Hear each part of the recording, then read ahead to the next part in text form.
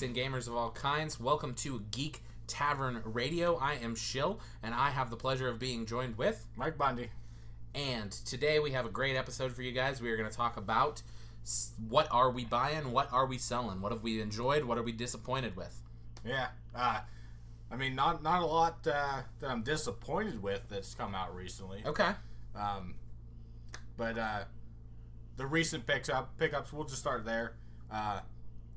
I've gotten things such as Super Mario Party. Okay. WWE 2K19. Starlink. More on that later.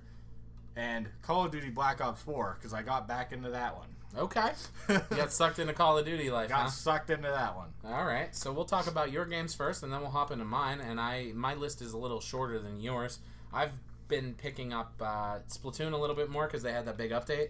Splatfest was fun. I got a Pokemon Go Plus. Did they do a Splatfest that wasn't on a weekend? No. Or like... No, they just did Splatoween. It's still going on. Oh, okay. Yeah, at the time of this recording, anyway. But yeah, so they did Splatfest there. So I picked up a Pokemon Go Plus as well. I've thoroughly enjoyed that. So I've been playing Pokemon Go. I picked up an Elgato streaming device. Probably haven't talked about that on the air. No. I'm going to be streaming some games as soon as I figure out how to do that. It's just a process. You know, it's not that you don't know how. It's figuring out what the heck your computer's doing. Yeah, exactly. So it's like...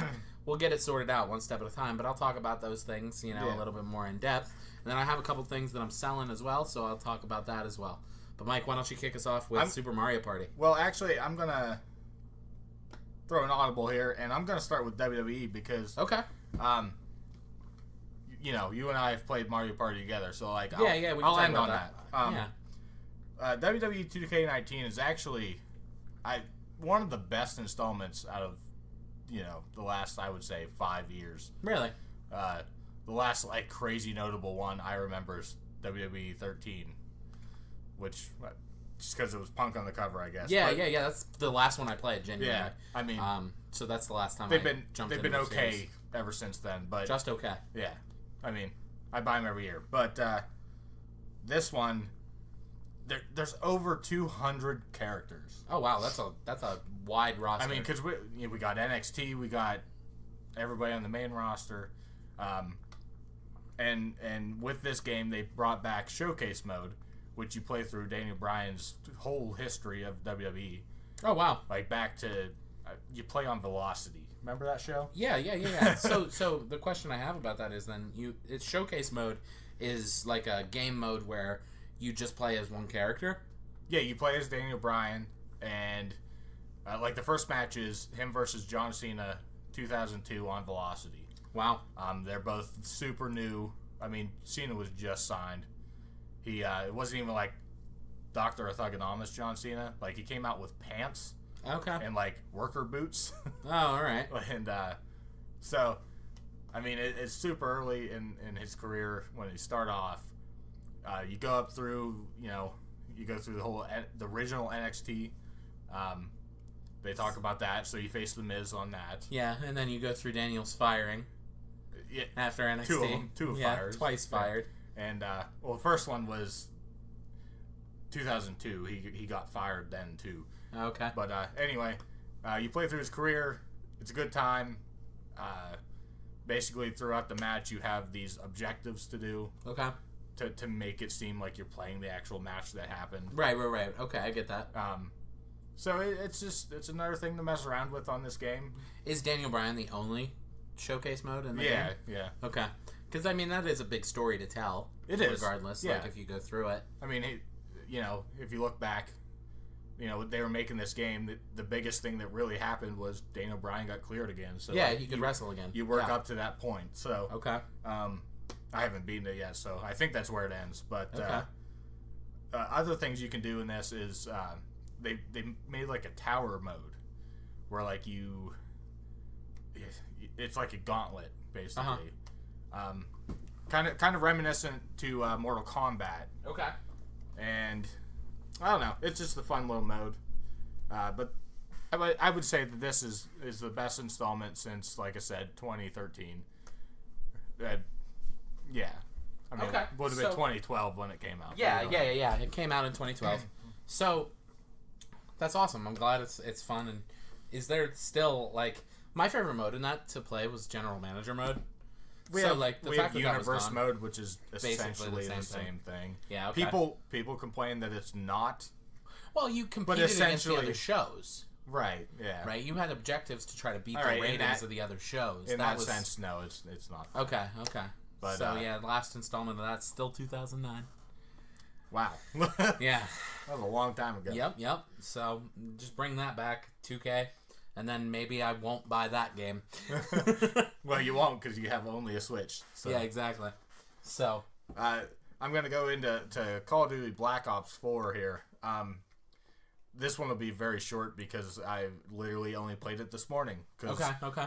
It's the game itself from the disc was like a 90 gigabyte thing. Yeah, and installing on the day one patch. And then the day one patch was 50 gigabytes. Yep, heard about that. Yep. Still is nothing compared to a game that's coming out next week, which we'll get into. But Black Ops 4, I mean, it's such a big game and diverse in the modes that you can play that IGN actually reviewed Zombies by itself. They reviewed Blackout, which is the Battle Royale mode. Yep. And they did the online multiplayer. Okay. This one does not have any sort of single-player campaign. I knew that, and I'm disappointed by the price tag at $60. Yeah, I mean... if you want all the DLC, that's another $50. So yeah, exactly. Like it's not. I got to collect like the, I think they called it the Pro Edition. It came with, what are these called? Pop sockets. Pop sockets. Came with one of those.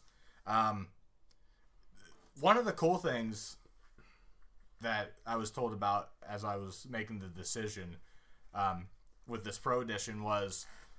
It comes with, like, a booklet of a bunch of patches you can put, like, on a denim jacket. Oh, that's neat. And there's, like, 14 or 15 of them. Oh, wow. It's I had no idea. Only in the physical. I had some folks from work that I've been talking about this game with. They are just in love with it. They've been playing it like crazy. Oh, it's... The Blackout mode is by far their favorite because it's... Haven't tried it yet because I just wanted to get the feel for... this game, so I've just been playing, Kill Confirmed and stuff. So, Kill Confirmed is such a fun mode. I love that mode. But, so I've been hearing that this is basically Fortnite, right? It's a battle royale. You die, and that's the end of the game for you, right?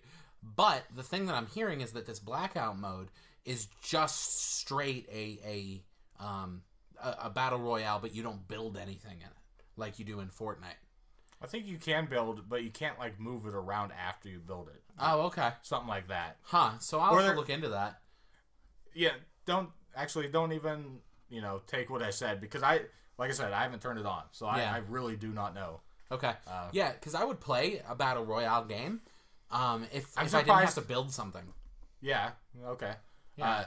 I heard you still find the weapons around the map and everything, and you still need to get to the perfect build to be able to win and everything, but I'm fairly certain that you do not build anything in that game. Yeah, could be. I'm not sure. I wouldn't be surprised, or maybe in the future installments, like I wouldn't be surprised if they sold the Battle Royale individually. Yeah. Like I'm kind of surprised that that's not an option. Well, yeah, that's the thing about Fortnite. It's wildly fun because of the Battle Royale. Yeah. There's so much risk and reward involved in that type of gameplay that I would play a game that just had that mode in it. And like I've never been a big Call of Duty guy, and I know this isn't on the Switch, but I could probably get behind playing some Blackout mode. Maybe I could play it with you. Yeah. Give it a try. You can I don't know what modes you can and can't do it on, but there is a split screen mode. Oh, really? Like I noticed in the right hand corner that you could press Y or something to go in the split screen. That's really neat. I mean, if they brought that back, that's pretty cool. Yeah, we'll have to give that a try for sure. Yeah. So going into my next game is Starlink. This I'm excited to talk about. I have a lot of questions. Yeah. I don't have a lot of probably answers because I've only played like an hour, but I mean, I've looked up other things, so we'll see what your questions are. But Starlink is a game that is on all platforms. I believe it is the first game that came out on all platforms at the same time. Oh, really? Yeah. Day one. Yeah, boom, you're right. It's You're out. right. It might be. It's one of them. There might be another one, but this is definitely like Celeste might have been a day one on cross-platform stuff. I mean, that's a digital game, so Yeah. I think they were most people. Oh, this is were a talking physical release. Yeah. That. Was this a full $60 retail? All right, so that's something I wanted to get into. Is you can buy this game physically, which it comes with this a new controller holder on the Switch, at least. I don't know how it works on the PS4 and Xbox. But it comes with this thing. You slide the Joy-Cons on, and then you slide your character in. It comes with this little 1-inch character, which Switch version is Star Fox. Yeah, Fox McCloud. Yeah. I just call him Star Fox. Yeah. But you put him on, and then you put the ship over. It comes with a physical ship. Oh, wow. Like, it's a Toys to Life game. Okay. But, with that being said, the price tag of the physical is $75. Okay. Which is fine. I mean, I used a coupon, so I only paid $50 for it anyway. So whatever. Yeah. Okay. But I mean, I do like the physical ship because I mean, it's basically you could display it as just the Star Fox ship. But you can buy all the other ships. The price is okay, but they're $25 for a ship. It comes with the character, weapons for that ship. There's weapon packs you can buy physical, $10. Comes with 2 weapons. Okay. Which you snap on to each wing. Gotcha. And but here's the thing: if you're not interested in the Toys to Life, you can buy this game digitally, and the price difference is astronomical. Okay. To buy every ship and everything physical is like $290. Okay. Like everything that's released. Yeah. But you can get it all digitally for like $80. That's not terrible. That is not terrible.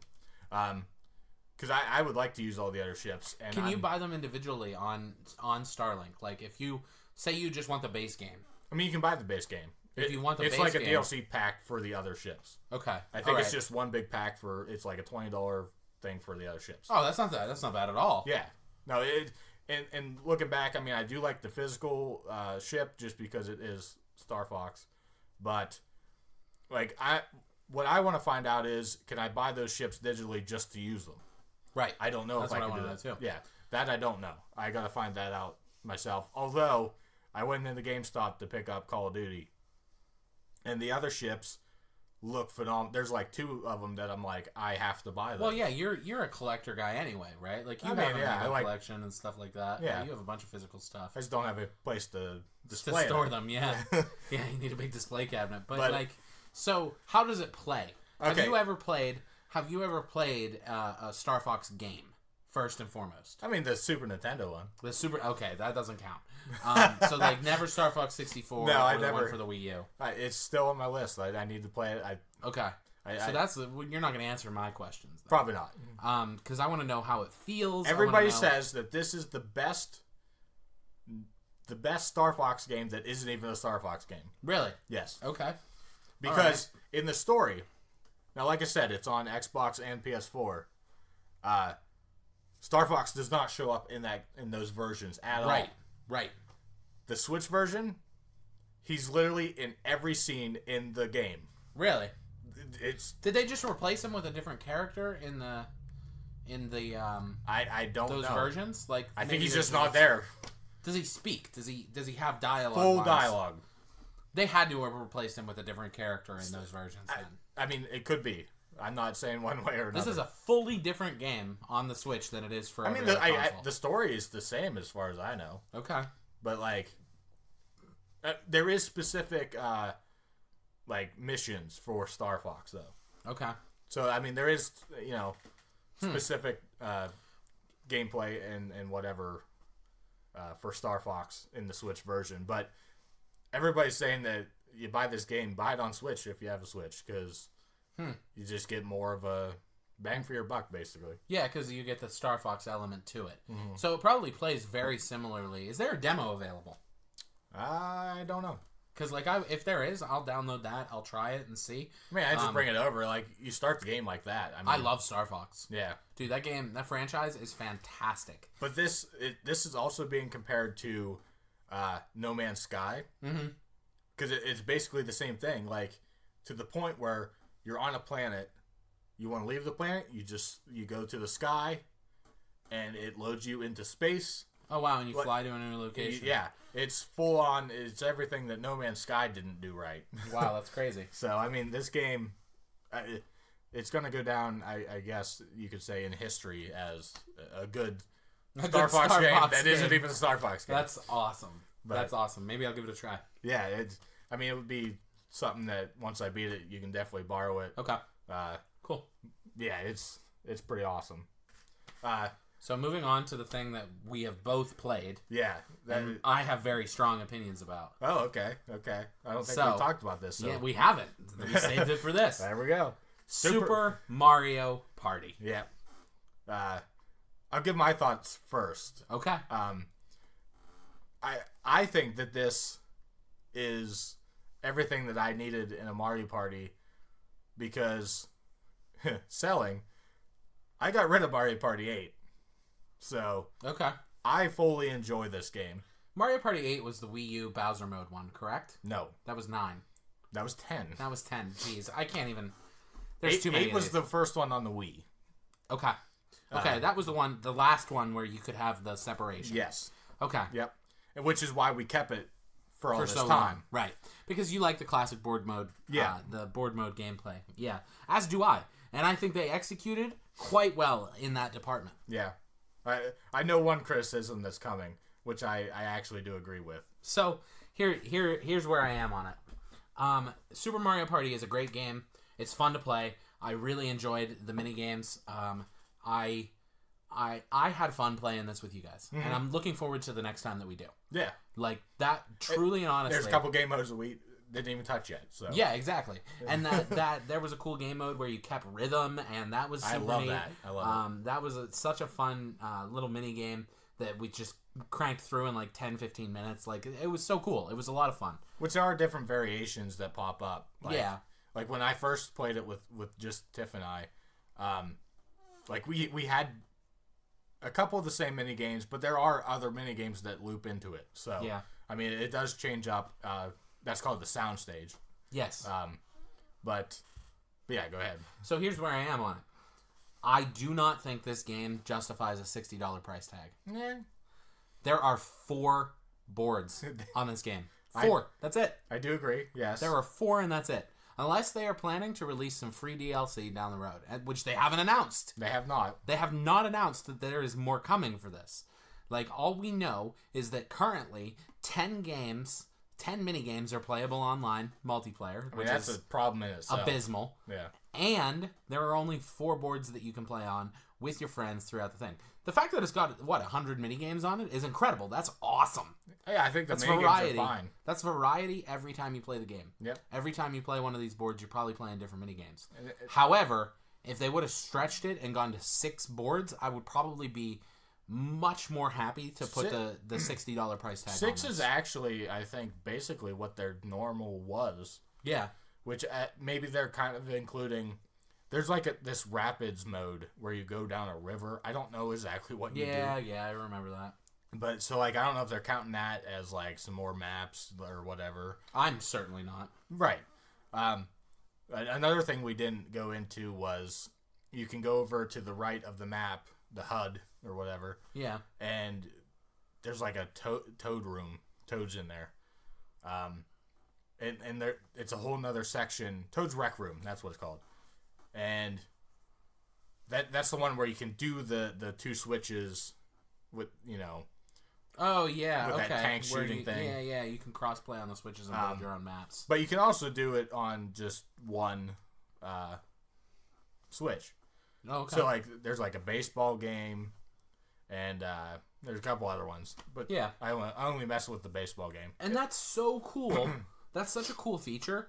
Like, this is Nintendo's problem. This is what they've always had trouble with. They're so innovative, and they're so incredible with the things that they do, that they get lost in that innovation and they don't execute it well. Yeah. Right? Like, we saw that with the whole process of the Wii U. Right? You and I are both Wii U owners. There are so many people out there that aren't, that completely skipped that console generation. Yeah. Because they're like, I don't want to even mess with that. Yeah. Right? Like, developers did too. And then you look at games that came out on that console, like Super Mario 3D World, new Super Mario Brothers, stuff that's been ported to the Wii U or to the Switch, like Tropical Freeze or Captain Toad's Treasure Tracker. Yeah. Pokken Tournament, which was immensely popular. Super Mario Kart 8. Mario Kart 8. I mean, that's one of the biggest games on the Switch. Exactly. Right? And that's a 4 to 5 year old game now, and people are still playing it routinely. Yeah, I don't even know when that came out. 2014, I think. Was it? Yeah. Yeah, I think that's when it came out originally. Yeah. But you look at stuff like that they were all great games on the console when the console was around and when we were playing it. But their own innovation kept them from executing a console generation well. Yeah, it just wasn't different enough from the Wii. Right. And the Switch is, but it's still got all of the features of the Wii U and the Wii in it. I mean, but they're much more touched upon or advanced. Like motion controls in Super Mario Party. It's so good. It is so good. It uses there's a game that I don't think pop up. It didn't pop up when we were playing.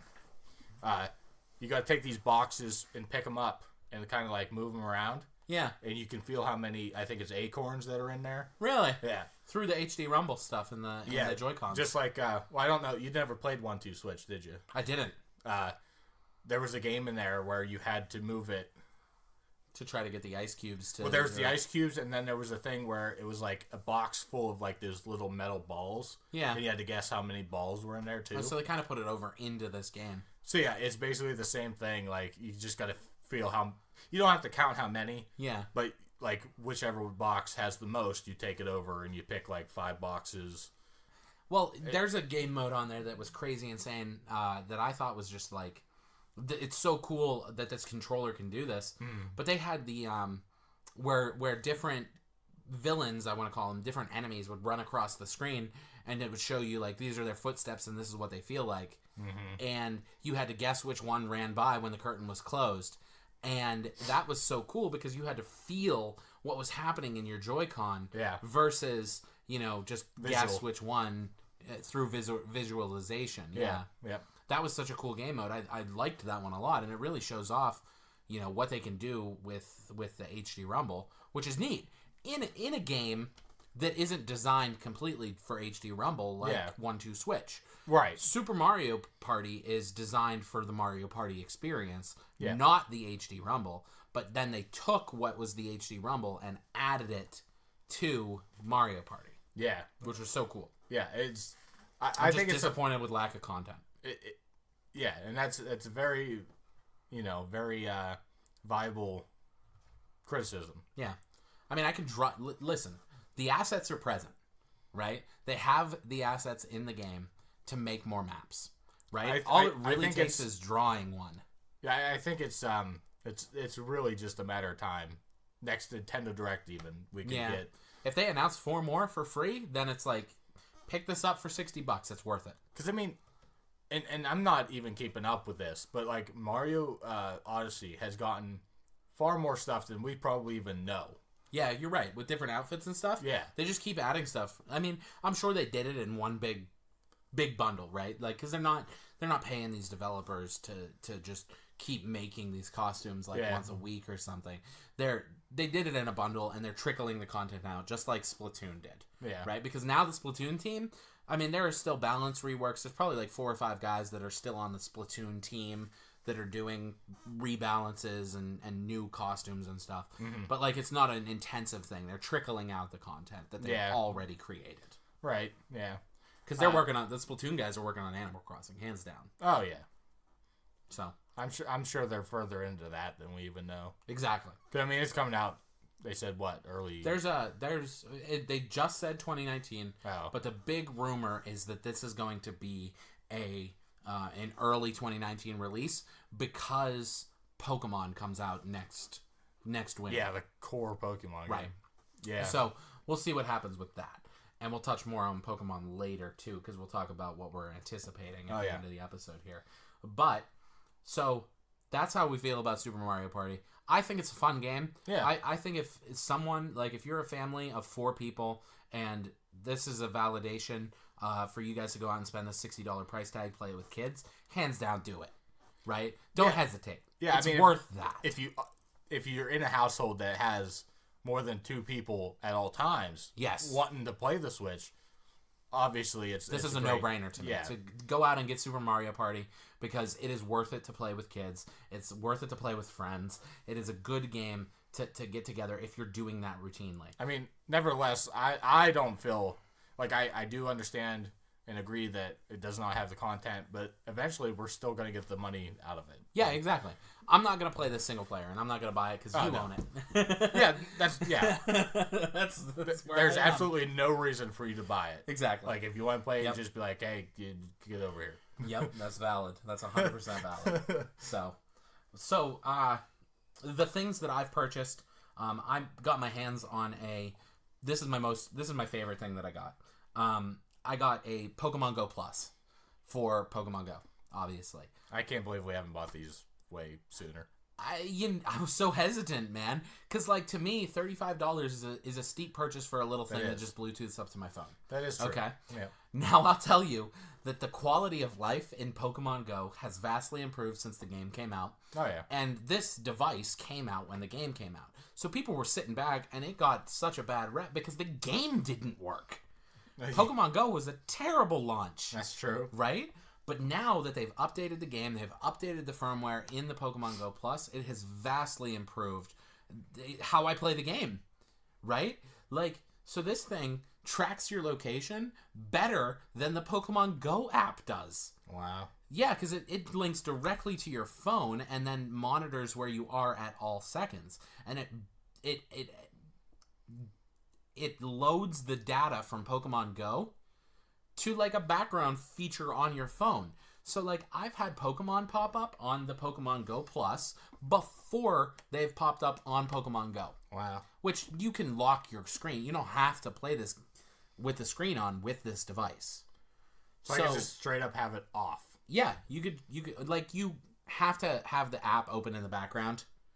Right? Like, you have to open the app and link it to it and keep the app open, but you could, like, shut your phone, like, lock your phone, and you could end up sending text messages or watching YouTube or, doing anything with your phone while you're playing Pokemon Go on your Go Plus. So when it's in the background, like, it's not going to kill your battery as much as just the sleep mode. Right. Okay. Right. It much better battery life on it. So what you're telling me is I have to buy one of these because when I'm at work, I can actually walk around and get shit done. Yes. Yes. So the biggest thing about it that I've noticed that is a drawback to it is that if it's inactive for like 15 minutes, say you don't encounter a Pokemon or you don't hit a Pokestop for like 15 minutes, I think it delinks from your phone. It just auto shuts off to conserve its battery. It runs on a watch battery. Yeah. Like, that's all it does. It's not a rechargeable device. But I mean, up at Walmart, it's just Pokemon everywhere. You're valid. That is correct. So you'd probably end up getting your life out of it, and it would stay connected to your phone through constant interaction. Yeah. Now, like I said, this tracking stuff is monumentally better on the Go Plus than your phone itself. Yeah. So, like, I can walk around the block and get the exact distance added to my eggs without having the app open, and I've been hatching eggs far more frequently because I can remember to throw this device on and connect to the game and just do my exercise. I literally might have to buy one right now. I know, it's worth it. Straight up, I think it's such a worth it purchase. 20,000 steps at work a day. Catch rate on the Pokemon is pretty low though. Yeah. Like, you only get one opportunity. Right? So it throws a standard Pokeball at a Pokemon, no matter what the Pokemon is. You can't change that. And I think that would be something that I would love to see come through settings in the app even. this is my default, and then it transfers to something else. Like, I'm almost out of Pokeballs now. Yeah. So it'll automatically start throwing Great Balls, I think. Oh, well? Okay. I think. I'm not positive on that. That'd be annoying if it didn't. Yeah, I agree with you. But you can also turn off Pokemon notifications and only get notified for Pokestops if that's what you're doing. Right? Like, so I could hop down to the park and be like, I don't need to catch any Pokemon right now. Yeah. I need to reload on items. I could walk around the city of DuBois here, which is where we're from. Sorry, I probably shouldn't have said that. Maybe if we're not, I don't know. Who cares? It doesn't matter. I'm being way too analytical on that. So anyway, I could walk around DuBois and hit all the Pokestops I want to hit and just accumulate items like crazy, and then be like, all right, I'll turn Pokemon back on and just get encounters, right? Like, but it'll do both if you want it to, but I usually shut one or the other off, depending on how I'm playing. Yeah. Because sometimes there are Pokemon huddled around a Pokestop. That's true. You don't get the Pokestop, you just get the Pokemon, right? It randomly chooses what it's going to select. Right. So that's a drawback as well. But, I'm thinking just for the fact of hatching eggs and better distance tracking. Walking your Pokemon. Yeah. It counts for that, system. right? Yeah, it does. It adds to your buddy system too. And if there's a Pokemon that you haven't encountered before, it lights up yellow. Right? It will not try to catch it for you. So, it lights up yellow. You can open up the app and do however you want to do it. Now, with the new Sinnoh Pokemon that are in the game now, it's just everything. They only added, I think, like a dozen Pokemon from Sinnoh so far. Yeah. And they're evolutions, of course. But, like, maybe even less than that. But, the catch rate, because they're the starters, it's not a high catch rate. So I'm wasting Pokeballs if I'm encountering Pokemon and not just playing the app. Yeah. Right? Yeah. So, like, that's a drawback for me right now currently. But, like, down the road when I have all of that stuff and I just want to catch stuff for candies or whatever, that's not a big deal to me at all. Yeah. But the benefit of just having those steps and hatching those eggs has been such a quality of life improvement for me. Yeah, I love it. That's the favorite thing. And then I got an Elgato streaming device, the external one that hooks up through USB. I'm still trying to work that out. It was a good purchase. I'm glad I got it. The times that I have managed to get it to work without my CPU just overclocking like crazy, it has been a good streaming device for me. I thoroughly enjoy owning it, and I'm happy I picked it up.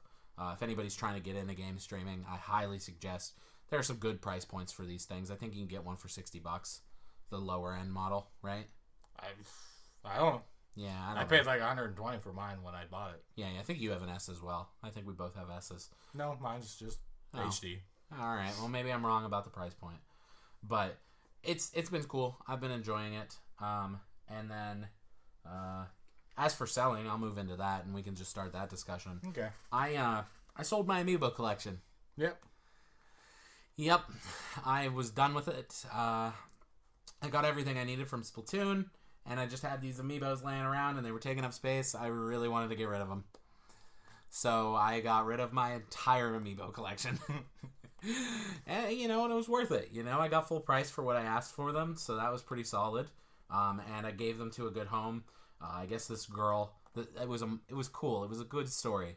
This mom contacted me. She wanted to get them for her daughter, because their daughter is obsessed with Splatoon and has joined a competitive league. Oh, wow. Because they're from State College. Yeah. And she joined a competitive league to play Splatoon, and she's just going to be thrilled to bits that she got these Amiibos because she doesn't have any for Splatoon. Wow. Because they're hard to come by.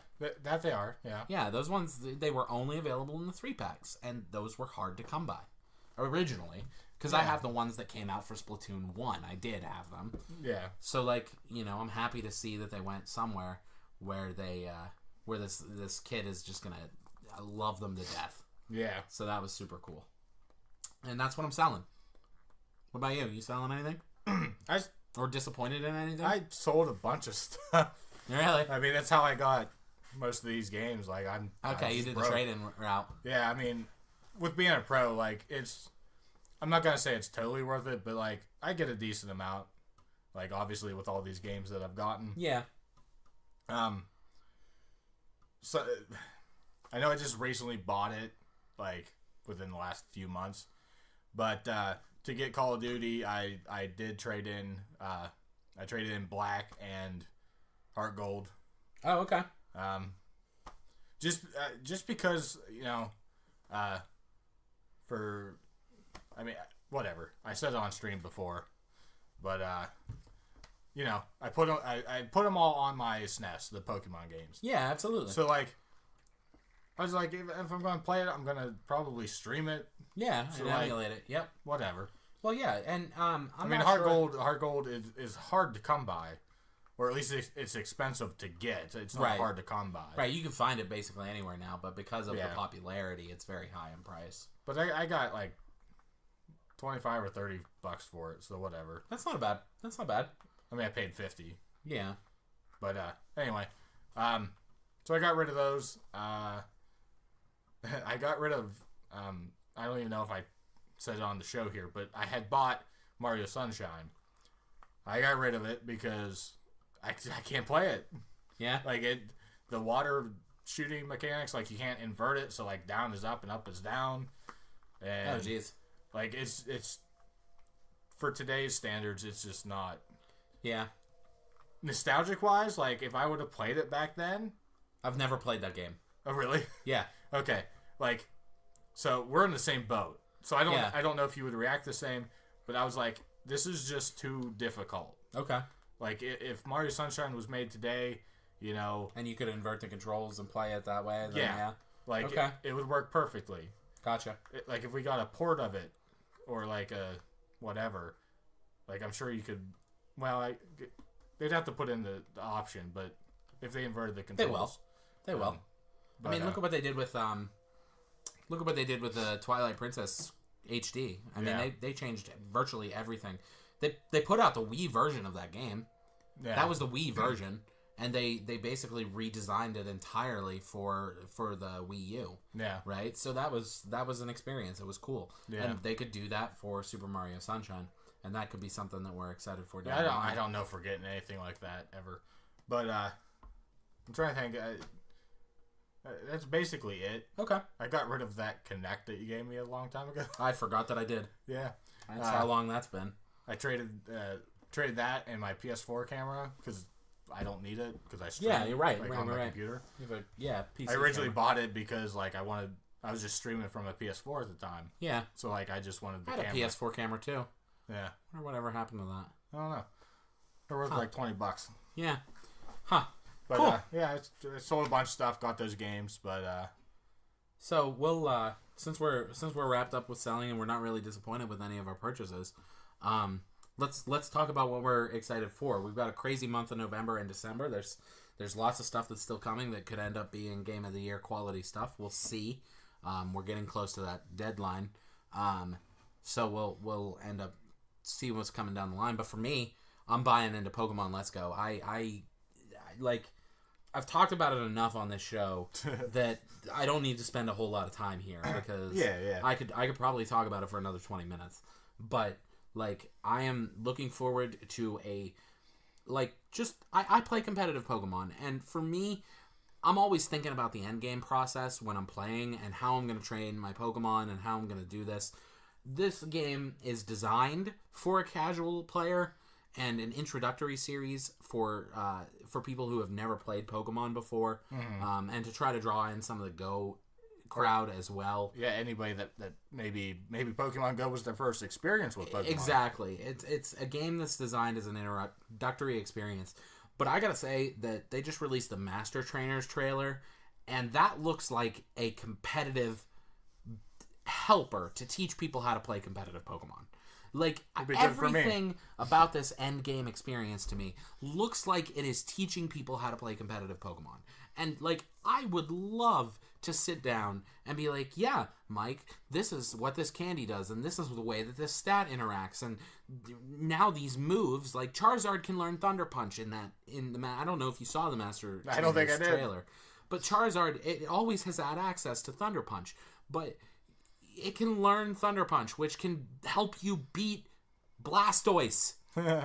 It can learn, Mega Charizard can learn Solar Beam, and people don't even know that the Pokemon can learn moves that aren't necessarily their type. I mean, I use that Solar Beam all the time. Exactly.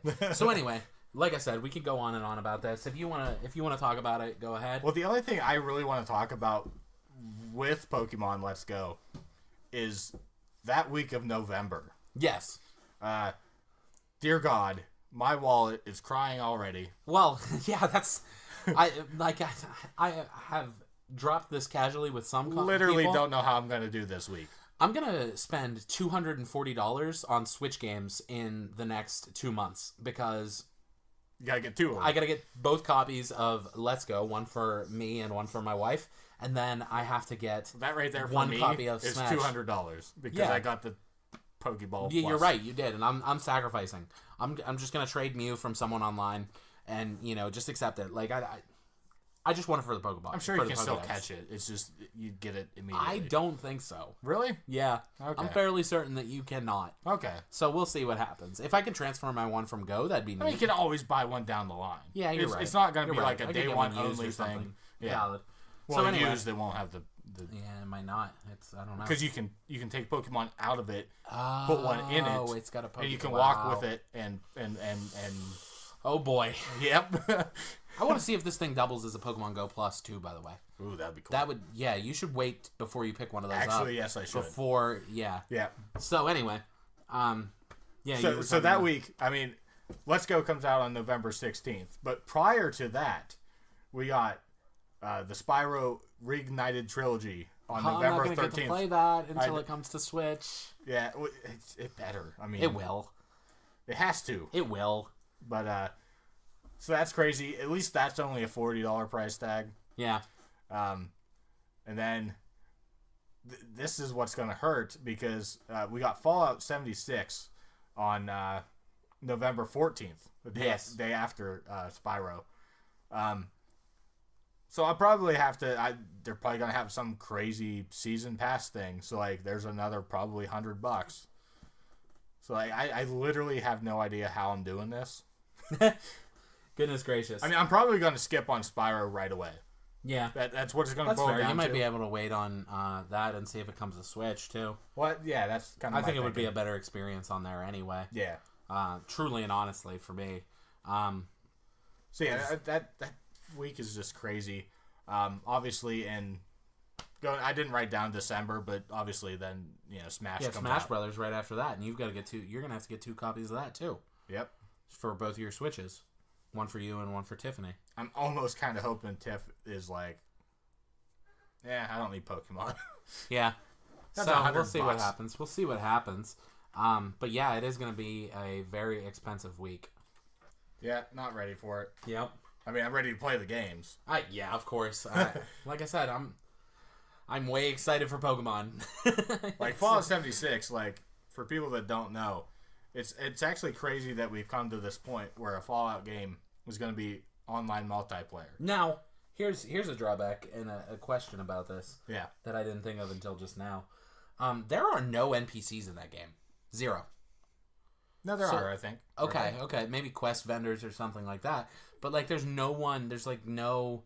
I don't know. Someone told me that there's no human NPCs in the game. Really? Yeah. I mean, I haven't really heard that. But There's a beta. Did you play it? I haven't had the chance. There's another one Tuesday, 7 to 11. Yeah, something. maybe jump in and see, and maybe we can comment on that on our next episode. Yeah, I'd like to. I mean, obviously, they're, like, the gameplay video that I saw, like, they were killing a bunch of ghouls, which are basically zombies. Yeah. And, I don't know. I haven't heard that, so. I know there's a story, but I don't think that I don't think there's a living environment like. There has to be, because they said you can play this one player. Right. So there has to be people. Well, we'll see. We'll see what That's happens. a big part of Fallout. Like, yeah, I hear you. So we'll see what happens. Yep. And we'll have to touch base on it down the road whenever you give it a go. Well, that wraps up. What are you buying? What are you selling for us? Whole episode. Yeah, the whole episode, man. And we've been doing this more and more because it's better than doing it as a 4-minute segment at the end of an episode. Well, that's true. Yeah, we can really dive into the content that we've picked up, the stuff that we're pleased with, and the things that might keep someone from buying Super Mario Party. Right? Like, it's a fun game. It's worth it. But Go rent maybe it. those things, maybe there are little things that there's like, I don't want to drop $60 on this, and I'm glad we could be of assistance to do that. Yeah, 4 of your friends are getting together over a weekend or something. You know, college buddies you only see once a year. Yeah. And you have a Switch and you just need something to play. Go rent it. Yeah, exactly. Why not? Yeah, that'd be so cool. So anyway, Mike Bundy, where can they find you if they want to continue the conversation? Well, you can find me on Twitter at MikeBundy316, on Instagram at MikeBundy316, and on YouTube, Mike Space Bundy. And I might have to change my YouTube name because there's another Mike Bundy out there. You can Really? No way. A very common name in Michael and a very common name in Bundy there's another one? Funnily enough, it's like a music channel. I'm like, Oh, that is, yeah. So, Okay. Where do they find you at? They can find me at Shill_DS on Twitter, Instagram, and YouTube. You can engage with me. I post different content on each one individually. So follow me on all of them, and you'll get different little nuggets on all of it. So, and you can stay engaged with all of us by hopping into our Discord and continuing conversation. We can game together. We can play anything that you want to play together, probably. Yeah. So hop into that Discord. The link will be in the show notes. Oh, yeah. Thank you guys for hitting that download button and joining us for this episode of Geek Tavern Radio. Make sure you head on out there, press start, and keep on gaming.